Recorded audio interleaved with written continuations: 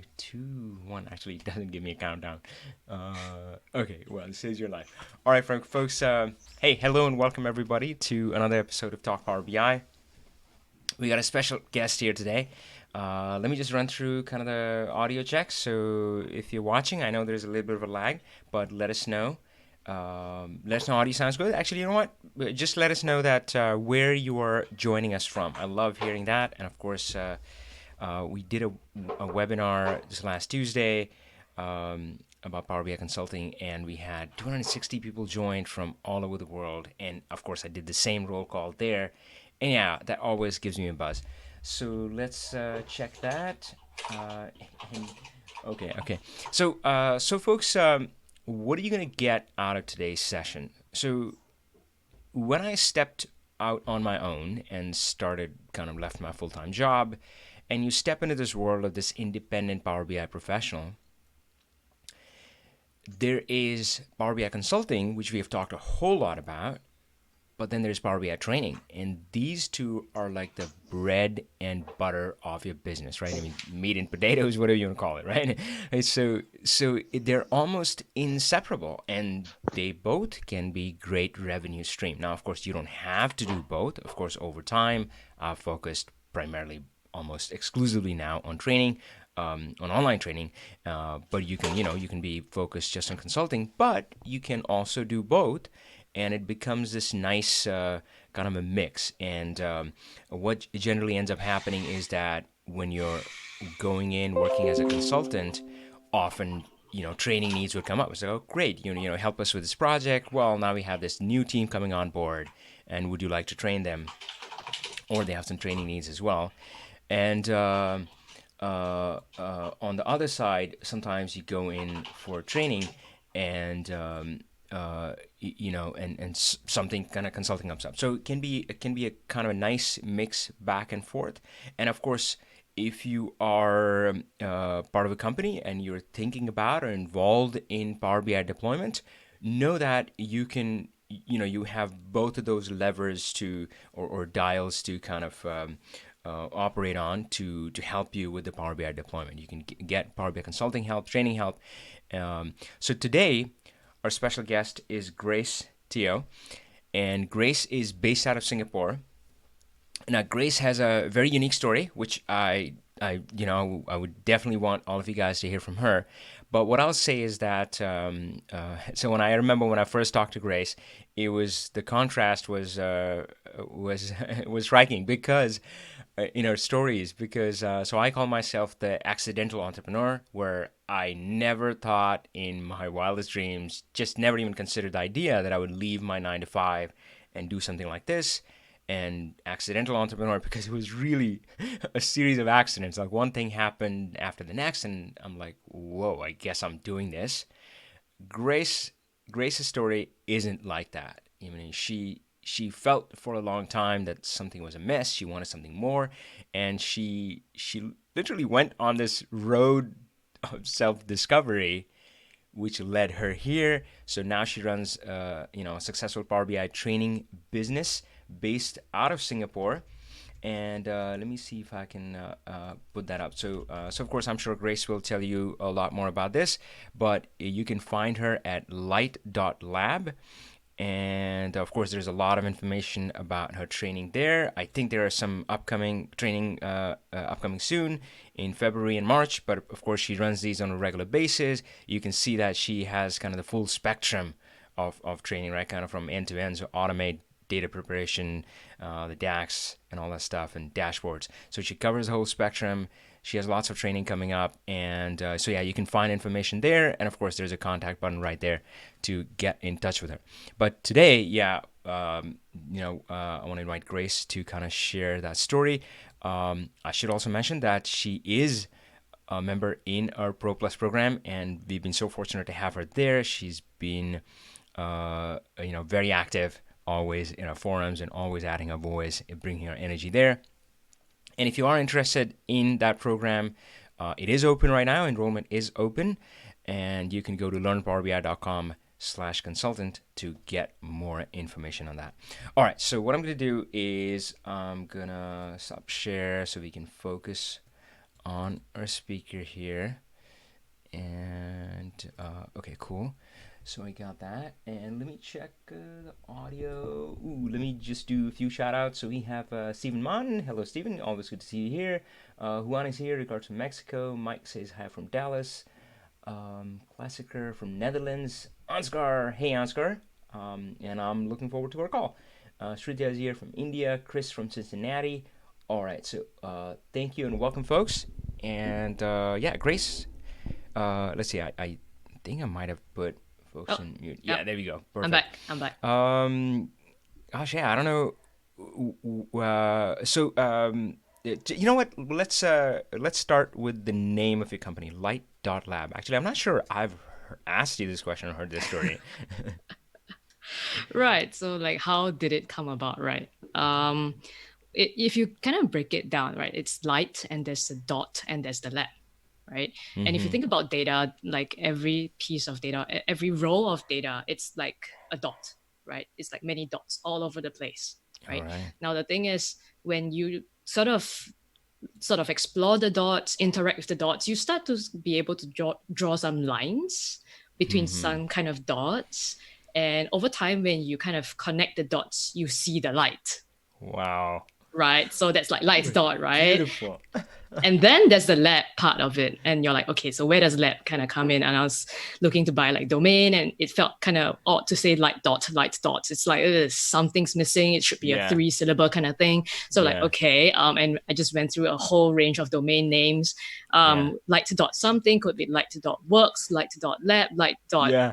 I don't know, whatever, right? Uh huh. And at some point I was like, why not just call it light dot lab? Because in some way, it's kind of like an experiment for me as well, right? Uh And to huh. sort of remind myself, this is an experiment. I don't know whether it's going to work out. It's not going to work out, and just to remind myself of that. But the other one, if you want it to be a bit more politically like acceptable, you could say that it's like when you do some consulting projects, you kind of literally have to crawl back into your like hole and like research and Mm-hmm. like figure out, and you're tinkering with things to build a solution for your clients. Yeah. So that's where like that laboratory like idea came in as well. So yeah, there you go, you have like a light dot lab. Perfect. That's great. And it's based out of Singapore. How long have you been operating that company now? I've started a company December 2016, so it's about 3 years or so. All Yeah. right. And when did you leave your full-time job? And I think there was a bit of gap between that and starting your company, right? Yeah, well, officially I left my full-time job in I think it was November 2016. But before that I was actually on a 1 year sabbatical, All right. end of Oh, yeah, yeah. 2015 to about end of like 2016. Got Yeah, it. so that's like Got the it. time So, frame. so I definitely want to kind of hear that story. But why don't you tell us about what's kind of going on right now? What are you seeing in that market? Uh, yeah, just tell us what's going on with the company. What companies are helping? Who are you helping? The way you're helping them. Right. So primarily now, at this phase of Lighter.lab, the focus is really on scaling and growing the training business, Mm-hmm. right? And the focus primarily will be in Singapore, but maybe the region, we'll think about it in future, but right now is to really build the business proper in Singapore to be like the go-to name Yeah. if somebody wants Power BI trainings. So I think it was you who sort of challenged me on like just niching down and focusing. Like you started the call today saying like, you could do consulting and training, but you're Yeah. like, Grace, pick one, right? And focus, right? Yeah. So I think it that was a reminder and also a validation of last year's decision to like, okay, let's just focus on training. There's a Mm-hmm. lot to build there. There's a lot to iterate over there in terms of the training product itself, how we are interacting with people during class, the follow-ups after class, before class, Yeah. and all that kind of resources, right? So I think as a one-person company right now, the question is, what do I want to focus on, and then build that structure so that I can scale. Like first Yeah. as a one person, but Yeah. even so, when let's say we grow bigger and if we bring more people on board, there is a structure, a system that people Yeah. can plug in, that we get that we can deliver a great like training experience for people. So you asked about like how the situation or how like the market is like. Mm-hmm. So in my region, I think my understanding is I think in Southeast Asia, I think Singapore would be one of the countries that's like a little bit more on the forefront, right, with Mm-hmm. regards to the adoption and development of Power BI. Yeah. We are behind, definitely still behind the US and Okay. some other areas like maybe Australia. Um, but I think for this region, it would be us. Uh, but the thing is this: a lot of people who are looking at Power BI right now just sort of think it's a visualization tool, and they're like, "Oh, it's like a competitor to Tableau, right?" Yeah. Like Yeah. if they knew what Tableau was. But I think a lot of people that can benefit from Power BI would Mm-hmm. actually be folks like myself. I used to be a business analyst, Yeah. right? So like if you look at my training website, it's like, essential Power BI training for the very busy analysts and managers who do frequent reporting. So that's what I used to do. Yeah. And the thing is, for a lot of us, we are pretty good at Excel, right? Mm-hmm. And we've done whatever we can to set up whatever structures we have so that we can make our work like fast and as easy as possible. But the thing is this, we are kind of still blindsided and we just keep thinking about Excel formulas and maybe VBA macros. Mm-hmm. But a lot of us have no clue of this hidden thing within Excel itself. Like Yeah. that Power Query and Power Pivot is just right there in front of you without a need to download anything else, right? So I think where we are right now is there's like this kind of gap, right? Like either people know Power BI and they just know the visualization part. And to me, Uh-huh. that's a shame because you are like barely scratching the surface. It can look pretty, Yeah. but you're just loading one table, like that's it. And you still did all the manual cleaning on your own at the back end. Like seriously, right? Yeah. And then the other group of people are those who are really good at Excel but have no clue about how Power BI connects with them, because to them Power Yeah. BI, okay, it's visualization, but I'm still doing all this like modeling at the back end. I still do a lot of cleaning. I can't see where this is connecting. Mm-hmm. Yeah, so I think for me, I'm trying to bridge that gap to serve the people like Yeah. like me, right? To like, hey Yeah. guys, this is like really awesome thing. It's just in front of you. It's Yeah. right there, but then you never see it. Yeah. That's So during great. trainings, I always talk about how like Excel is like the Muggle world in Harry Potter. It's like all the normal human beings, and Power Query and Power Pivot in Excel, it's like the Harry Potter world, right? Where the Yeah. let's say with their wands and the magic. And the thing is, people really experience that magic. They're like, oh my god, it's like you really literally click a button and it's done. Yeah. Yeah. I remember that analogy. I think I remember you talking about it, and you talked about how that scene on the railway platform where you step through the wall, and Yeah. it's It's almost like like, that, right? I mean, you're living in yeah. Excel, and I was living in Excel for a long time, and there are lots of out there who just not aware, right? I mean, they're simply not aware, and frankly, they don't think that they're missing much. I thought I was doing great in the Excel world. I mean, only when I look back, I realize, man, that was painful. I can't believe I was doing that kind of stuff, Yeah, right? that's the thing, because when we speak with a lot of like people who, well, so for the people who come for training, right, Mm-hmm. they'll be like, oh my god, it's been there all the while, I didn't even realize it, right? But Yeah. that's one. The second thing is, I think a lot of them have sort of been, either they kind of take for granted that it has to be done that way. They kind of like just surrendered to it. So Yeah. it's just part and parcel, all that manual data Sure. cleaning and all that copying and pasting of formula and updating Yeah. of the whole file every month. It's, yeah, Yep. Yep. That's we right. don't Yeah. even know. I know, Yeah. I know, and I remember walking to a lot of organizations, and when I hear this answer, so often like you go look at something and it's like, hey, why are we doing it this way? And you know those words, right? You know what's coming. It's like, because we've always done it this way, or it's always been done this way. And when I hear it, I'm like, okay, fine, we'll see. I'll try to convince you to change it. But yeah, I mean, it is magical. It's almost like stepping through that wall, and then you're exposed to this whole new world. In fact. I've had instances where people kind of got angry. I was like, Avi, why didn't anybody tell me about this? You know what I mean? Like, is this new? And I was saying, no, it's not really new. Like, why didn't anybody tell me? But that's okay. So folks who are watching, what I want to call out is that, so Grace is talking about that, yes, I mean, if you look at, so Google Trends is one thing I see, and if you look at countries and where Power BI is kind of popular, yes, I mean, USA, and there's some other countries, South Africa, interestingly pops up, Israel, India is kind of catching up and so forth. So, you see that Power BI seems to be kind of gaining speed there. So yeah, relatively, it is that this country, some countries or regions may be farther ahead. But I think overall, when I look at the business landscape, overall, when I look at the need for BI and so forth, and sometimes I forget that because I tend to live in this Power BI bubble where pretty much people that I interact with that know Power BI, I go to Power BI conferences, and yeah, I mean, I hear about these amazing stuff they're doing, and I'm like, oh my gosh, I mean, my job is done, right? I mean, the world has made it. But when you step outside of that world, even in USA, I mean, majority of the businesses by far, they're still struggling. Um, so yeah, so a lot of you may be in that situation where you're dealing with exactly the things that Grace is talking about, right? So she applies to a regional perspective, but if it applies to you, then that's I mean that definitely the world you're living in.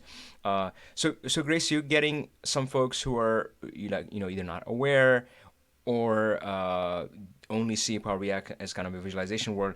So you're and are these specific companies? And it seemed like you does it tend to be that specific profile that you talked about, kind of that analyst or somebody who has been spending more time in Excel. So tell me about the kind of people who are come through the training, the roles they're in. I don't know what the teams are working in. Is it finance, marketing, something else? Or or kind of the companies. Are you seeing a trend there, or it's just kind of all over the board there? Well, right now, I think the most obvious would be this group of FP&A people, like the financial planning and analysis people. Yeah. These are very, very heavy Excel users. They pretty Mm-hmm. much use Excel every day, and they are very, very good at it. Right, they're Yeah. really, really good at it. And for them, that would be the primary group.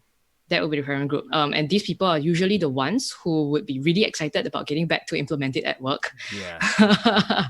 Yeah, so these would be your hardcore users. The other hardcore users would typically be business analysts or customer analysts. Again, these are the people who use Excel every day as well. Got it. And a lot of times, what's similar between these two groups is that they have a lot of disconnected data sources, not because they wanted it that way, but I think it's just the way the systems are set up, right? Like from Hmm. for example, typically the larger companies, right? Typically the Yeah. larger companies, they would have maybe one system for finance.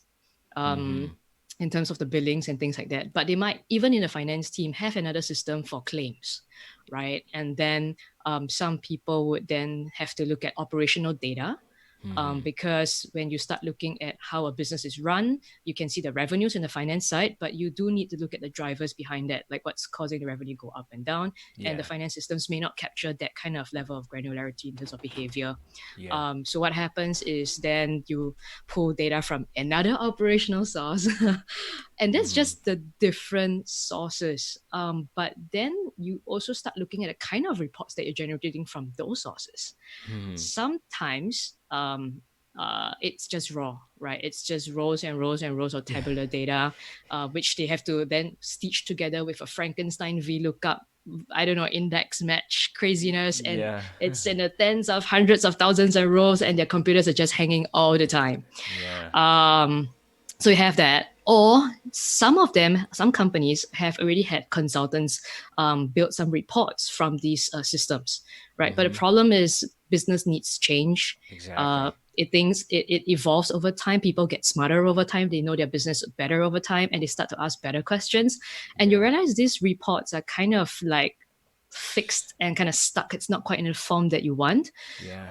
And then people download these reports and they do remassage the numbers all over again.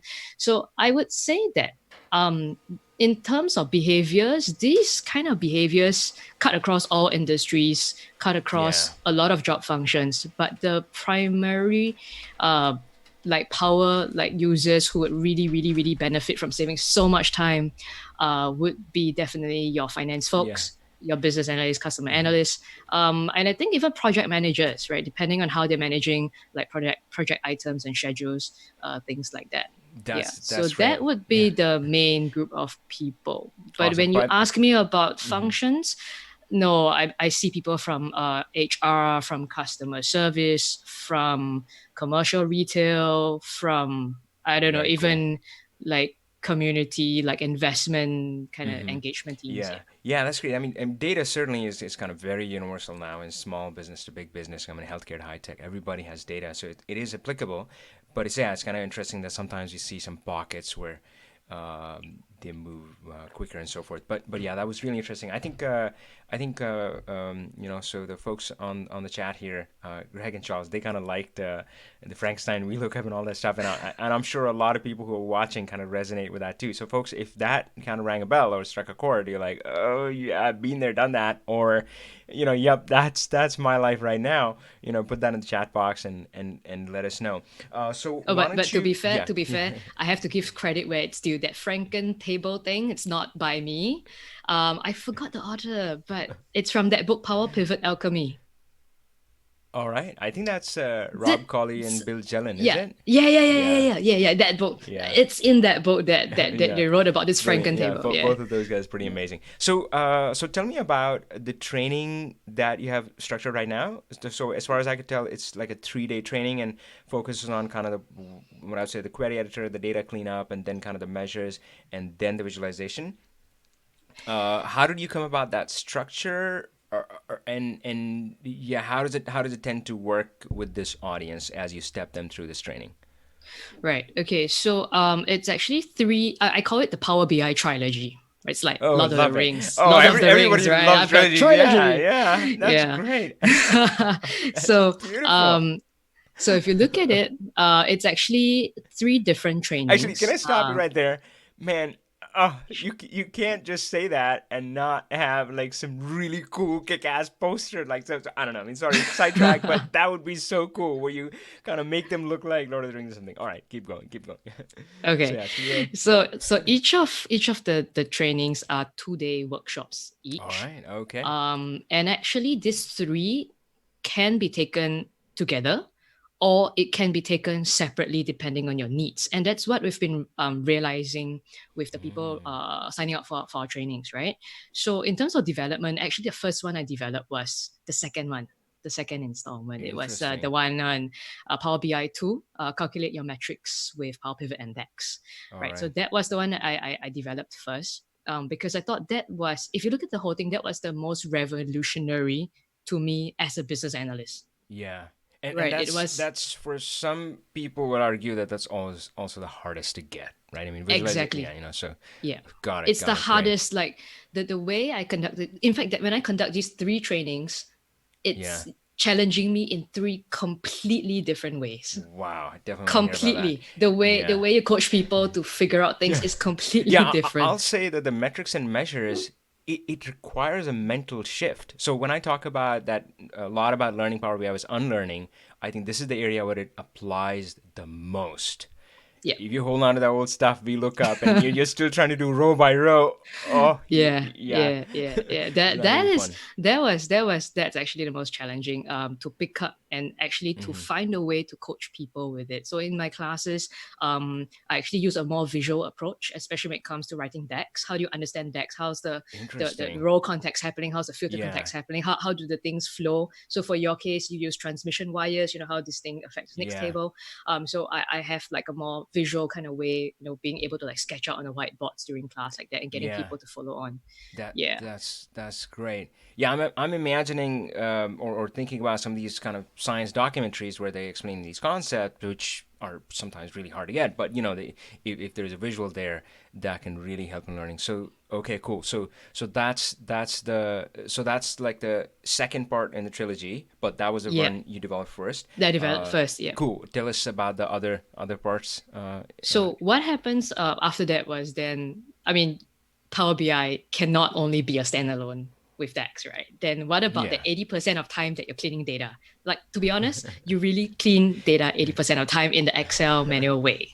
Like honestly, Oh right? yeah. So we're like, okay, we have to do something about automating that cleanup, and as well as the connecting to the various different kind of raw data sources. Hmm. So then I developed the first of the trilogy, which would be Power BI 1, Yeah. automate your data preparation with Power Query. So that's the one that promises, as long as you get new data, you just dump it into the right folders, Yeah. click refresh, and you are done. Yeah. Like you are Yeah. done. That's all you need to do. The thing is, I I was like, when I built my first like Power Query like refresh one click, Yeah. I was like, how much time have I wasted? How much of my life have I Yeah. wasted Yeah. as when I was Yeah. in my corporate job? Like every month when I have to update my model or my reports, I would Yeah. like, gosh, it's another half a day of doing all Yeah. that work. And it's Yeah. not just doing, there's a lot of checking. There's Oh, tons oh of my checking gosh. to get And the and data right. and yeah, You're yeah. like, Oh, and shit. there's so much there, and of course you get the end result and you put it up, and somebody says, "Oh, that data doesn't look right," and you're like, "Oh my gosh!" Like Yeah, you've like all over you don't again. have even any idea like where do you start, and Yeah, it's like like worse than where do I energy even stuff. trace? Like is it my Yeah. formula problem? Is it my copy and pasting Did I fat problem? finger Is it something that somewhere? Right? I mean that's is always a it mistake if you drag down a formula and just fat fingered one of them. Oh, there's so much there. yeah, So and then you do your VLOOKUPs expecting them to work and you're like error, so and when you trace and you find like, yeah. oh, there's like an additional space after that like last letter. Yeah. Oh, Yeah. yeah, yeah. Yeah, you're right. So I'll share a quick story. This comes from Bill Jelen. By the way, that guy is amazing. If you and of course I know him as an author and stuff, but I'll say he's a great presenter. He's a joy to watch live. He has he cracks you up. He has a lot of jokes. So one of his stories was um, that they had somebody in the company and they got a list of names and they were in two columns. There was the first name column and the last name column. And so they looked it over and said, "Yeah, cool. Can you add a third column and just combine them, kind of full name?" He comes back after an hour or something, and that person is 10% through the list. Why? Because they're typing each one. Right? They're typing each one. So like, oh, John Smith. Okay, John Smith. Oh, next one, right? And of course, he was just stunned, like speechless. Now, this sounds so funny and hilarious, but that's exactly what we've been doing, right? I mean, I remember. I mean, and that's the thing, right? I mean, sometimes um, I have to remind myself of the world. I mean, there was a world where I had these steps written down. So I'm still a huge fan of OneNote. So I would have all these notes and step-by-step instructions, and I would say, okay, yeah, open this file, and yeah, I'm gonna open this file, and do this, and yeah, step 3, refresh this pivot, and then you have some formulas on the side of the pivot. Oh, make sure they extend all the way down, and you copy it and paste. And this was just one of the things that I did, and there were many like this, many like this, unfortunately, right? And yeah, I mean the scope for error and all that sort of stuff. It was just painful. So cool. So that's kind of the first part of the trilogy. That's a Yeah, focus on that. for that one, actually, that audience, interestingly enough, Mm-hmm. is not just for the business analysts or like the very frequent like Cool. Excel user and reporting person. For my trainings, I find that there's a lot more interest actually for the first training in Power Query compared More to the decks. wider A lot more audience. people, a much wider Yeah. audience, in fact, because there are actually a lot more people who Mm-hmm. need not do reporting, okay, but they have to somehow Yeah. prepare data. Somehow they have to Yeah. consolidate data from inputs from maybe different teams. Yeah. They need to just do some checking, maybe validating of two different sources of data which are supposed to say the same thing but it's not, and they need to look for discrepancies. So Yeah. stuff like that, there's actually a much wider audience looking Very at that, and interesting. for them all they need is just Power Query, and then you just have to put into a Mm-hmm. pivot table, and it's pretty much done, right? For them, I just need totals, I just need like the averages, accounts, and that's it. Cool. Also, the thing is this Power Query really is for people like us who do not have programming background, right? Exactly. People Yeah. who didn't That's learn really good. SQL, who don't have Python, who Yeah. didn't have whatever Yeah. program languages, right? We have no background in that, absolutely. And the thing is, I think Excel's VBA and macros have scared a lot of people. They've tried, and it's Yeah. really much more like the programming languages that I've just mentioned, right? But Power Query, with its very user-friendly Mm-hmm. interface, it's a Yeah. lot easier for us non-programmers to start with, right? That's right. And then what happens is, because there is still that formula bar Uh that you huh. can see in the Power Query editor, it gets you a bit more familiar, a little bit more comfortable, and at some point of time, we step into like M Yeah. language, right? Which is it's more of like it's a lazy language, right? It's a little bit in between. It's not quite like the full blown programming. It's not a UI, but it's a lot more easily understandable. So I felt like that learning curve is a lot less steep compared to VBA. I mean, I've Yeah. learned VBA. I use a little bit of VBA as well, but M language is very specific to querying and to cleaning up all your data stuff. Yeah. Yeah, and I think I mean I love the query editor most of the time. You know, I would say probably close to 99% of the work I can just do it with a ribbon. I never Yeah, have to kind of exactly. touch the code, Exactly. so I love it Exactly. that way. Exactly. And there's a subtle difference between there and macros because macros anybody can record a macro. And so sometimes when I show them the query editor, they'll say, "Oh, that's like recording a macro." Well, kind of, but there's a huge difference because once you record a macro, you get something and you're going to do exactly the same thing over and over again. That's fine. But again, you were talking about how kind of business changes, needs changes. So if even shifts subtly, you either had the choice to re-record the whole thing again or hit Alt F11 and then stare at that code for a while, right? But query editor, it's not like that. I mean, Mm. editing is the same experience as recording initially, right? I mean, you can Yep. go in and click Yep. that button, insert a step. So yeah, that's a huge difference.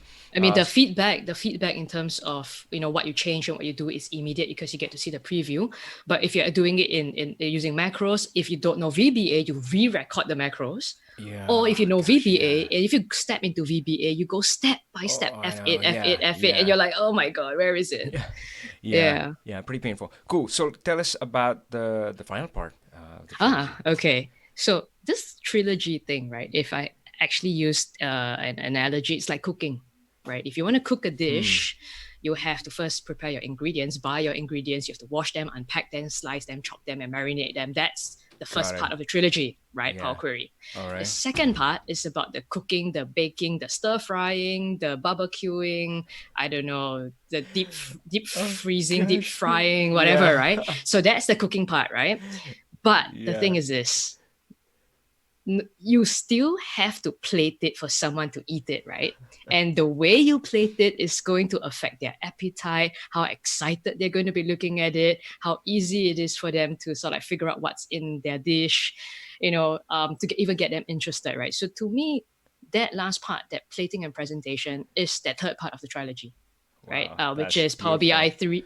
Power BI 3, visualize your data story with dashboards, right? Because Beautiful. end of the day, for a lot of us analysts and like managers doing all this reporting, we're just looking at a very nice pivot table, but it doesn't stop there. It has to usually be visualized maybe in a chart, Mm-hmm. and it's probably it could be presented in live settings, like in front of a management meeting or team division meeting. But sometimes you have to disseminate it through maybe email to other partners or stakeholders or divisions. And then of course now with Power BI, having a powerbi.com, you can also of course publish and share it with more people, right? So the Yeah. question is, how are you going to communicate the very important insights to them? Mm-hmm. How are you going to make it easy for them to discover outliers or trends, or to pay attention to things that you want them to pay attention to, right? So how are you going to sort of like architect the whole journey for them? What's the story? How do you want to lead them through it, right? What's the key things you want to drive across? How do you want to influence them, right? Yeah. All these things comes with, like, it could be storyboarding. How do you structure the whole dashboard? How do you flow? It could be choice of colors. How do you sort of not overwhelm them and just keep them really focused on certain things? And then not just this like design principle things, you also have to think about the flow, right? Maybe you start from big picture, Mm-hmm. from which particular angles, and then how do you very easily transition to the more granular details or a related kind of detail, right? So Yeah. in the past, it's a lot of toggling between the different spreadsheets and like clicking buttons to like filter and uncheck certain things, and then like opening another file and like finding a previous file because it was last year's report Yeah. and it's a different file from this year's report. And you're like, okay, can we help them? Can we help people tell coherent Mm-hmm. stories, but also in ways that let them very quickly explore when they need to branch off somewhere to look for Yeah. more detail or to zoom in on certain things. So that actually to me, um, honestly, unfortunately, uh, it probably maybe takes maybe, I mean, 20% maybe of the entire like preparation time and things like that. For a lot of us, by the time we are done with part one and part two, we probably have 5% of time left to do it. But this is a very big but. The most important part and the most value actually Yeah. comes from this part, because that's when the world gets to see what you have done. That's what your bosses see. That's what the management sees. Yeah. And that's your like 10 minutes of fame in like the boardroom or something like that, right? But we know we have to get the data cleaning correct. We know we have to get the Yeah. formulas correct. And we spend so much time on that just trying to get it right. By the time we have to like submit it or bring it for the presentation, we have like Uh-huh. so little time Yeah. to even paint that story. Yeah. And not just about painting the story. It's not you painting the story just from the numbers is not good enough. If you want to be a great analyst, after you have charted the story, after you have explored the data, after you've visualized it, you have to take up the phone. You have to pick up the phone, call people, understand the business, what's happening. I noticed something over here. Something happened. Oh, there was a spike here. I Yeah. remember last week you told me about this thing. It changed. Did that order come through? What happened? Mm-hmm. All these things are like the flesh to the entire just I mean, it's the flash to this whole entire like Oh story, yeah, right? man, I'm loving your analogies. Yeah, I'm kind of thinking of how a body is made up, and like, yeah, I don't know, keep thinking back to kind of science documentaries, but yeah, I'm sure I've seen animations where you kind of have the skeleton bone and kind of the muscles and the skin comes up. So yeah, you're kind of filling it in. So I have often wondered about that. This oddity that. I mean, I do spend most of my time in kind of the cleanup and the model, and I give so much love there, and then visualization, yeah, time wise, and of course I've always said that if you do that right, then visualization does become easier. But visualization is its whole new thing, and It's a frankly whole i've new thing. i've, I've stepped into only recently full bore when we started doing our dashboard makeover series, so that's been a great kind of learning slash teaching experience for me. But um, but whatever comes out of that, the odd thing is that we spend so much time, as you're saying, but that's 100% of what the customer sees. And frankly, kind of right now, I'm still scratching my head. I mean, I'm trying to make sense of that. Like, I don't know how to wrap my head around that. I mean, should we prioritize it more? It is the way it is. What can we do, right? I mean, us mere mortals kind of going through this stuff, and yes, data cleanup takes a lot of time. So, what would be your advice? So, I think you're spot on there. And of course, I talked about that in my dashboard makeover series too, which we now do every month, where I talk about most people, their dashboards are by accident, where they're just not aware that there's a science behind it or something, and they just put something together. They've seen some examples, and sometimes they use it very inappropriately, right? I mean, they saw something like an Mm-hmm. Mm-hmm. infographic and like, oh yeah, that's going to be great in my daily Yeah. report. Well, no, that guy was doing something else, and they stick it in there, and of course, and yeah, and you go, that kind of looks good. And sometimes you see kind of bad examples, and even their peers would tell them it looks good, but it's not effective, and all this sort of stuff, right? Yeah. So I've just explored that, but what would your advice be to somebody who's in this profession about Mm-hmm. how to think about visualization, how to kind of prioritize learning about it, and how to prioritize it as they're working through the projects? Right. So I would answer this from a slightly more meta perspective. Okay, what do I mean by that? I think it doesn't matter what you do, all right? You always this is taking a leaf from Simon Sinek, right? Oh, love that Great guy. leaders start with why, right? Start with why. He talks about starting with why, right? Why are you even doing what you're doing in the first place? Mm-hmm. Okay. If you want to talk specifically about visualization, you could say, why are you even visualizing this in the first place? And if you read Yeah. all those visualization books, uh, you know, they will start with that anyway. They'll ask you, who is your audience? In what setting are you presenting to? Right. Mm-hmm. So why are you doing what you're doing? But once you have that, the next one is then the what. Are you clear in defining your what? Are you crystallizing it clear for yourself? Hmm. The outcome that you want out of it, right? Okay. So that's the what. What's the outcome? What's a very concrete, definite outcome it should be like? Can you give me some examples of a specific case? Let me think about that. Maybe. Okay, like for like me. Okay, well, let's just take the most one of the most common questions, right? So like we're talking about, let's say we're focusing on visualization. Hmm. All right. So someone is like your boss is interested to find out how is our revenue, doing over time, right? How has it Yeah. changed compared to last year over the last like 24 months, right? Uh huh. And this is just a question. It's just a business concept. It's Yeah. just a sentence. It's just a question, right? So you then start thinking about it like, okay, why do you want to know this, right? Like, Ooh. what is it that you want to get out of it? Why do you want to know this? Okay, and then he's like, okay, because if I can see how our revenue is trending, I can maybe figure out which parts of the business we need to adjust. So Brilliant. when you ask that question, you It's dig brilliant. more, right? Yeah. Because now you realize it's not just revenue. You need to start looking at revenue drivers, and then you need to go figure out what those revenue drivers are.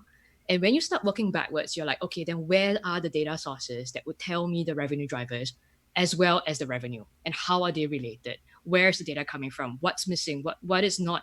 Is it like for like? Is it not like for like? Yeah. How do I adjust for that? So once you Got it. start with Got it. why, Got it. Then the and you what's want to work, becomes so much easier. you want to Yeah. work towards a what. You have a very Yeah. clear what, but then only then do you care about the how, because there are thousands of ways just to Yeah. get to the same what outcome, right? Like if for example I want to go from Singapore to Seattle, right? Like I Mm-hmm. could take a plane, but even taking a plane, I could transit in Narita. I could transit in like Europe, maybe Frankfurt. I could technically take a train, like many, many trains, and then take a boat. Yeah.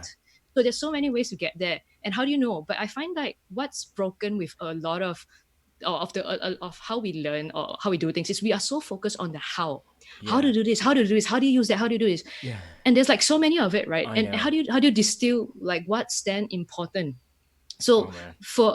that's why I say it's a little bit more meta, because this is the Love it. way I look at how I deal with things in life, but also the way I conduct my trainings. Oh, Right. It that's doesn't matter great. if you are like Power Query editor, if you're looking at DAX and Power Pivot, or if you're looking at visualization.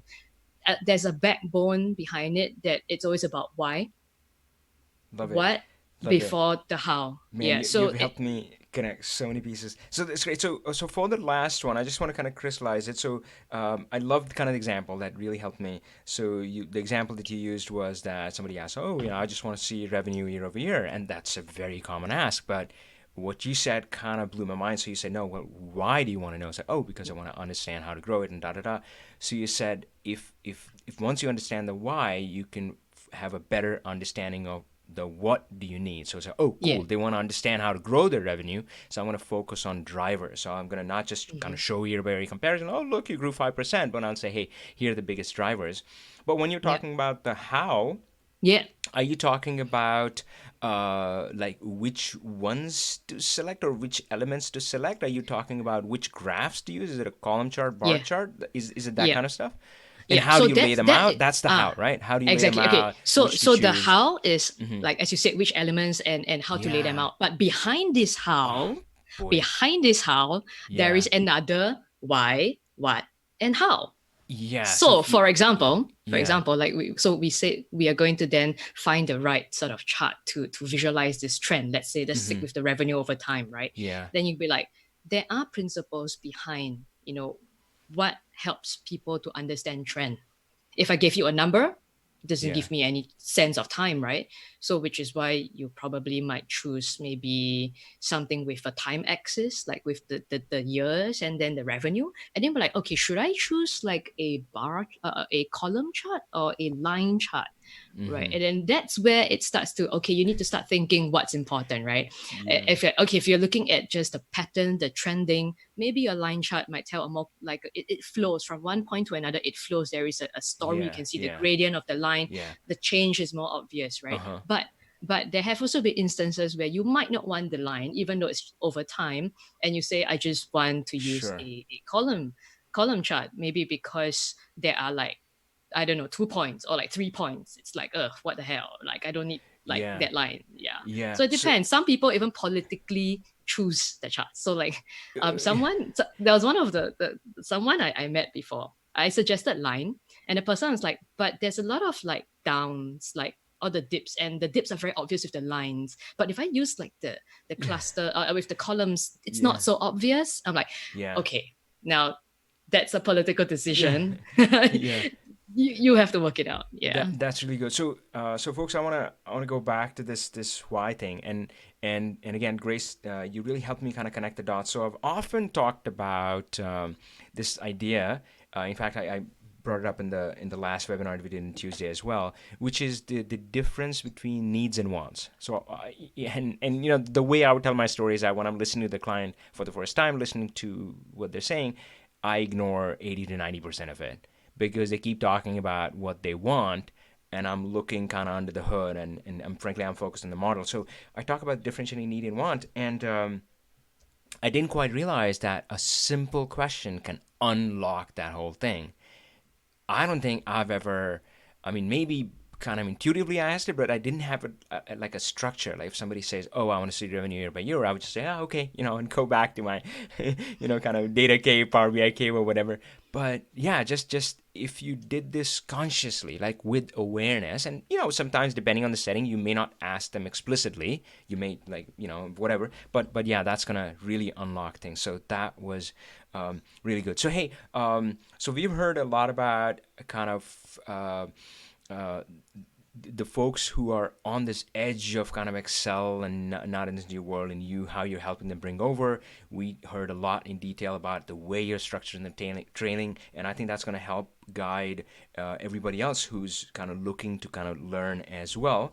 But we would be remiss if we don't go into a little bit of a story. So, whatever you would like to share, I know it's been a pretty incredible journey, but your journey from kind of the 9 to 5 to where you are right now. And yeah, you can share whichever parts you would like to highlight or feature. Yeah. Huh. Oh, man. Which part?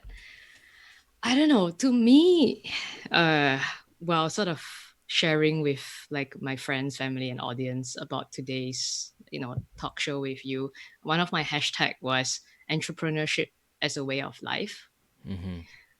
I think that that that would be like the uh, overarching sort of narrative for the last couple of years.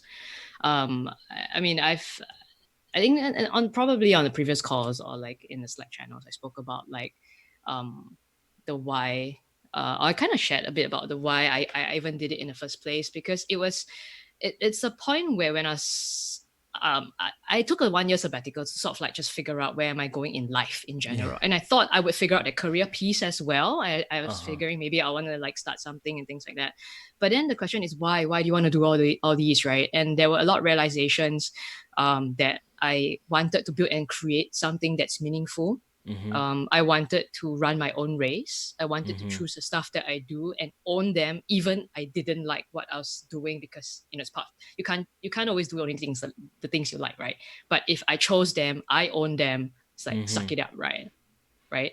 And then, of course, the other thing I wanted was more mobility in terms of location, flexibility. And all these things were at odds with like the corporate kind of ask. So for Yeah. me, it's like I'm like the square peg not fitting to the round hole, right? Yeah. Um, but then it was then I think that was probably why I was more angsty and always a lot more stressed and angry, because I Yeah. think there was this misalignment of like how I'm feeling inside what I really, really want Mm-hmm. and how it's being manifested in my life at that point of time. Yeah. And it has been a journey over the last couple of years to sort of do this alignment. But for this alignment to happen, there were a lot of like there were a lot of times I had to step out of my comfort zone. A lot of hurdles you just have to get over yourself. And actually, yeah, the major problem or the major challenge was getting over myself, Wow. right? All the fears, the anxieties, the depression, things like that, where we are transitioning from a very structured environment, Yeah. where you always had steady paycheck, to like a completely open and unstructured environment with no steady paycheck. And Yeah. and if you get the call wrong, you may not like earn for like I don't know, a longer time, or like I don't know, right? Yeah. So I think that journey, it brought me a lot closer, and deeper in touch with myself. Mm-hmm. Um, I think I've learned to be a bit more patient and kind to myself over this Wow. like time. I think in the corporate world, things are so structured. You just expect, you know what to do, and then it results are pretty fast. Like even in the months or whatever, right? It's quite definite. But then when I started, I was just like a mess. Like the first 1 year was just horrible. Yeah. A lot of times it was just so bad. I had anxiety attacks, couldn't sleep for like days, had to go and see a psychiatrist for it, things like that. And it all these things happened because um I I had a lot of it should be like that, I should be like that, things should be like that, and all these things were not happening. Uh-huh. And then you're like so lost. And I think I was very used to that whole corporate sort of structure, and things just materialize, right? But once we step out and sort of do things on our own, it's more organic. Yeah. One of my friends advised me, and she was like, Grace, your anxiety and all these things are happening because you are like planting a seedling and yanking at it to grow. Ouch. You're probably going to kill that seedling, right? Yeah. It's organic. You plant that seed, you water it, you take care of it. Yeah. Maybe it Would might love grow, that. it may not grow, but as it grows, you have to be patient with it, and give it the fertilizer it needs, the water, the sunshine, and just be patient with it, right? Because growth is an organic thing. I mean, and this is quite contrary to, I think, a lot of the messages that we're getting through the media and all that hype, like VCs and like rocket companies. Like Yeah. it's as if it's like, oh, if you just put 1 plus 1 you'll get two, and you'll get it like a lot faster if you did this, like I would say that, yeah, I definitely would have been worse, affected by stuff like that as well, right? Which is why then Yeah. I'll be like, why am I like not showing any results? How come I'm not figuring it out? Like why? What's wrong? Like, and then there's this whole problem of like me tying my self worth and confidence to my results. Right. Mm-hmm. For the first 1 year, I had not a lot to Yeah. show for, and then I was like doing everything wrong. Like most people would say that you should build something on the side before you quit your full-time job and go into your entrepreneurship full-time, right? The Mm-hmm. problem for me was I did think about that, and I was like, why didn't I do that? And Yeah. I really thought about that, and Yeah. then I realized the problem was this. The way I kind of function is all or nothing. Like I'm 100 or 0, and that's the way I've been working. And because I'm such 100, I don't have a Mm. lot of spare time to then go Mm-hmm. and fiddle something else as a side project because I'm just too exhausted most of the time. Mm-hmm. And I guess I read a lot of stuff, and they're like, go scratch your itch, go solve a problem that's right in front of you that you're always facing. If no one's solving it, go solve it. But Hmm. I just couldn't find it. I didn't have it. So I thought my sabbatical could help me find that, but my sabbatical pointed me in more personal direction in Mm-hmm. terms of my own relationship with myself and my family. So that whole career piece of like the what Yeah. wasn't talked about, but I spent a lot of time on the why in that 1 year. Mm-hmm. So without knowing anything else, I thought I knew what I wanted to create a business out of. But when I really did it full time, that what clearly wasn't clear enough. So Mm-hmm. if I don't have a clear what, if I don't know that clear what, how do I even then build an audience beforehand? A lot of people are telling you to develop content, write Mm-hmm. blogs, record videos, build a following before, Yeah. before then you can sell something to somebody. But at that point of time, I don't even have that clarity yet. And I knew when I was at my corporate job, if I continue my corporate job, I'm not going to get that either because I'm a 0 or 100 person, right? Mm-hmm. So that for me was like it's a non-issue, right? Like you ask me like, Grace, would you like not do that if you had to go back over again? I was like, Avi, I cannot not do that because in the first place I don't even know what, Hmm. right? So that in the end, sometimes I look back and like, well, it was a shitty period to go through all that. But I think maybe if you believe in God, right, could be God's way of saying, Grace, you have a really shitty relationship with yourself. You need to go and figure out that and make friends with yourself. And Yeah. if you're always going to be so externally focused elsewhere, like in your Yeah. job or whatever else, maybe let's get you to let go of all of that and face yourself. Look at yourself, Yeah. face it up. Yeah. So for me, that the whole journey on, you know, redefining like who I am as an individual, and examining my relationships with my results, is my results of like, zero sales and zero students equals to my self-worth. Yeah. I would say I'm still trying to work on this relationship, but it's gotten better over Yeah. time. Yeah. That's great. So um, of all the movies, I was watching Evan Almighty with my kids, and in the movie, oh gosh, I'm missing the name, but um, the person who's playing God, he has a line, and he says that what do you think? So if people ask for grace or love or courage or happiness, or they want closer relationship, what do I give them? And I don't remember all the lines. All of them are very beautiful, but I remember the one for courage. He says, "Hey, if you ask for courage, I, you know, I give you opportunities to be brave." Right? I mean, and I was like, whoa, right? I mean, so in a way, it's like, well, you asked for courage, and then what happened was next that he put huge obstacles in your path because that's your opportunity to get over that. So yeah, I mean, God, universe, whatever. I mean, I personally do believe in a higher power. I don't feel like you necessarily have to name it, but yeah, there's something there. So I think that kind of led you on the path. So hey, thank you for sharing that.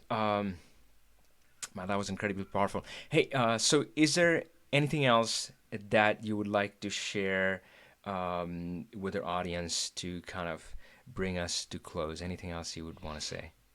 Well, I guess if this is about like a journey,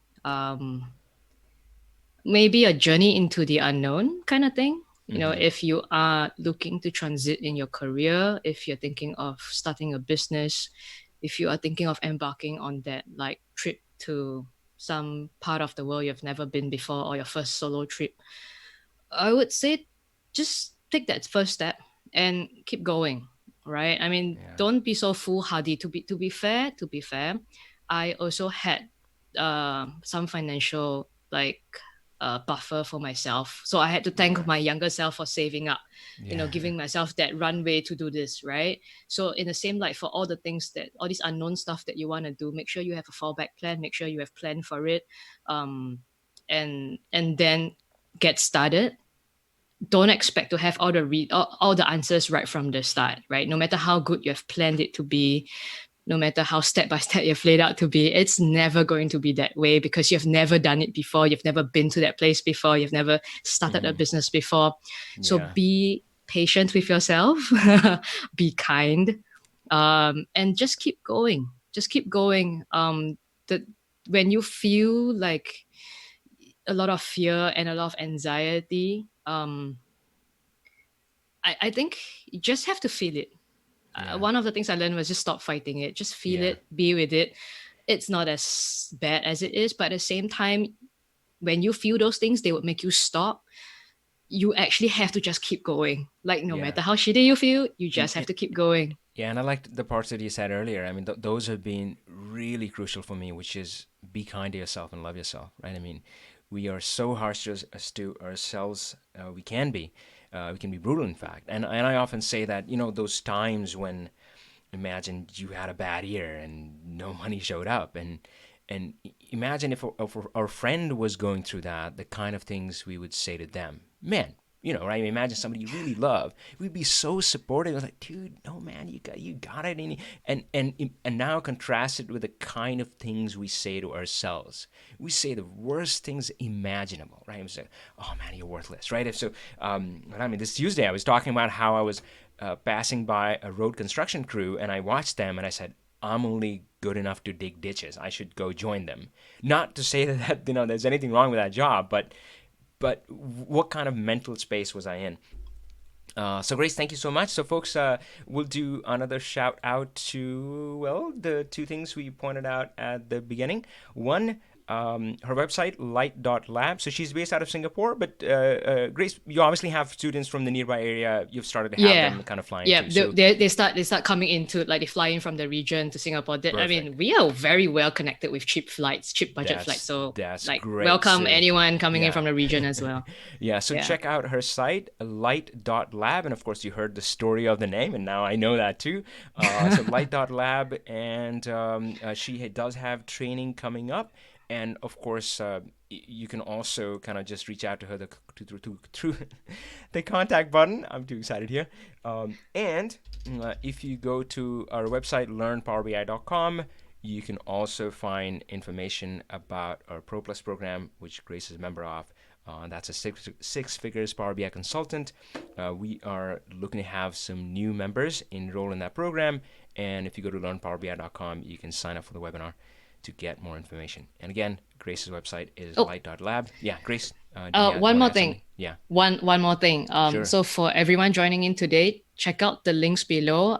There's a present for you guys. It's a compilation of 75 awesome Power BI resources that would help level up your Oh, data ninja skills. It great. covers some of the books, the blogs, the YouTube channels, Twitter Yeah. people to follow, videos, whatever resources. I mean, Oh, it's that's all great. compiled in And there, and and and that is in the description of the video. You it's worked a, with Marianne yeah, I to worked with to put Marianne. that in. It's right Ah, there. It's right that there. is And awesome. Hey, yeah, I should have and called it and that out in the the beginning. Yeah. and the title, it's actually a misnomer. It started off at 75, but I've revised it, updated it. It's now 90. 90. But I'm like, Great. 75 a sexy title, so just leave Yeah. it, right? But it's Yeah, like, that's great. yeah. Until you hit So 100 or something, or 99. You know? yeah, Yeah, it's so I great. mean, yeah. Yeah. So you guys, like, if you just Oh, wanna, so, just just yeah, just absolutely. So, get so that down guys, there. and of course, I learned so much from Grace today, and had all these breakthroughs and all like stuff that I had never connected together. So she was excellent there. So imagine the treasure of information that is there in all her. Not 75, but 90 tips. So yeah, that's a great bonus. And as she said, the link is in the description. So go ahead and grab that. Grace, thank you so much. And And I'll be folks, in your Pro Plus program for 2020. yeah, so yeah, if you're joining Pro Plus, you get to hang out with Grace and get all her wisdom and advice, and kind of get to support each other. So that's great. If you enjoyed this talk, if there was one thing that Grace taught to you or inspired you, then leave a comment and let her know, let us know. Again, Grace, thank you so much, and guys, Thank you, thank you so Avi. much for everybody for hanging out with us today. Until then, power on.